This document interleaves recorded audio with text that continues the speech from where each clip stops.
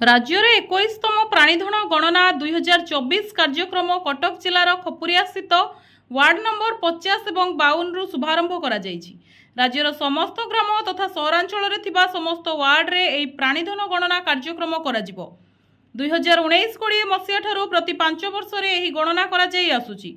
प्राणी संपदर विभिन्न योजना कार्यक्रमर सफल रूपायन निमंते प्राणीधन गणना एक प्रमुख भूमिका ग्रहण करिथाय।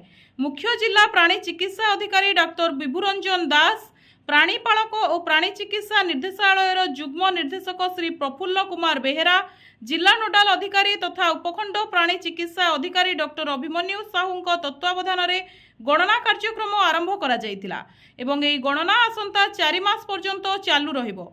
अन्यमानक मध्यरे उपनिर्देशक डाक्तर देवदत्त पाढ़ी और अतिरिक्त प्राणी चिकित्सा अधिकारी डाक्तर रश्मि रंजन दास उपस्थित थिले।